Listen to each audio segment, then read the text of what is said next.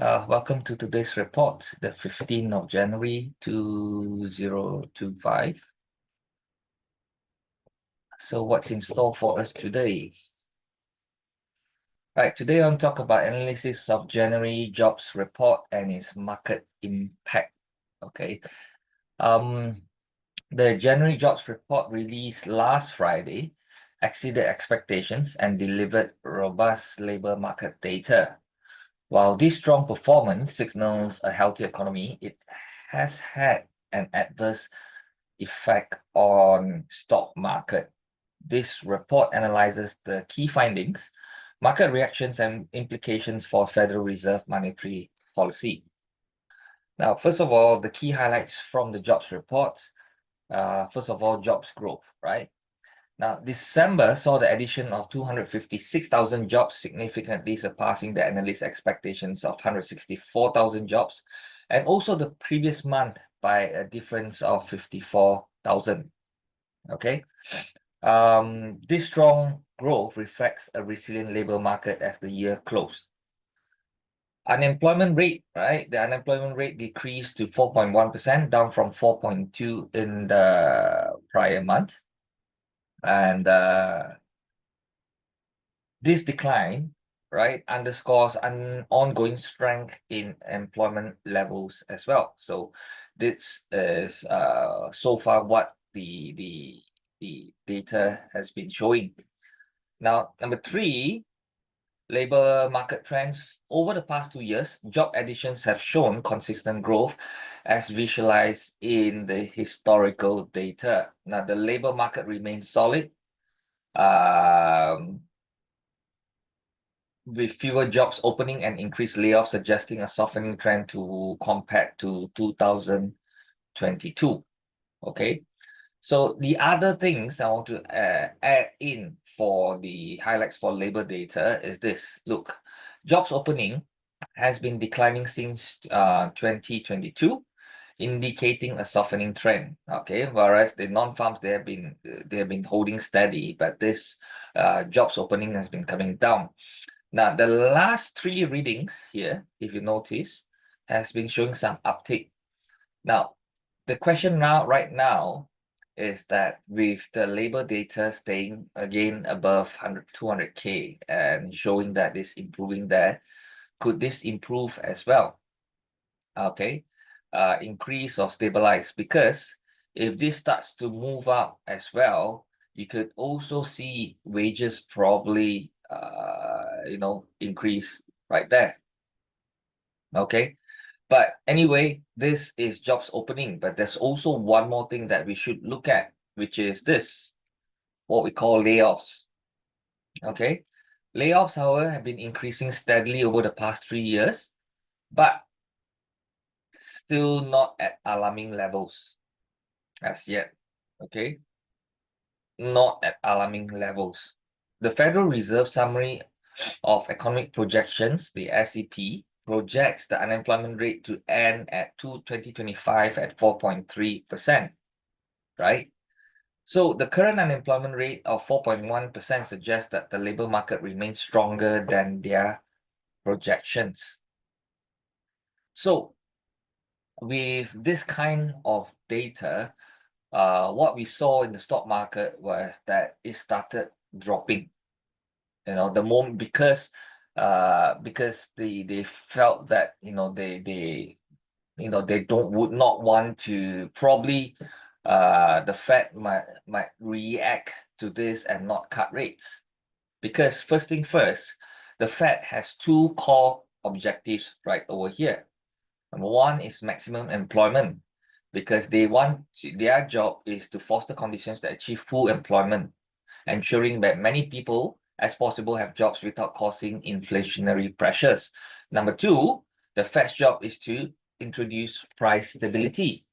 They want to maintain stable prices, keeping inflation under control to preserve the purchasing power of the currency. So this is the top two jobs. So with this kind of news, right, what we are looking at, is that with the job situation remaining stable and inflation still proving to be stubborn, the likelihood of a delay in interest rate cuts has increased, right? And that in a way contributed to a drop in the stock market if you look at the charts right there. Now, would this market continue to drop? When I refer to the market, I'm referring to the US stock market, right? Would it continue to drop? Now, there are certain levels that we are looking at. But overall, I still see that there are possibilities of the market improving later on. Okay, and the current drop that what we are seeing right now is it's more like a consolidation pattern like anything else. Because if you look at the overall situation, the economy is still okay. It's still good. Jobs, the jobs market is showing that, the labor data is showing that the jobs is still steady, which also means that the consumer can afford to continue survive and pay whatever loans and stuff like that. Yes. So with that, I believe that the economy could continue to chug along. Now, would this continue like that? Continue to thrive in very high interest rate environments? Not really. They can thrive, but for a long period, and you can expect if and you think that the market is just going to fly high because of that, then we would need more robust data. The current data is just enough to sustain, and if you want to move up, it's more like a gradual thing. So anyway, based on current trends and data, the probability of interest rates remaining unchanged through May has risen above 70%.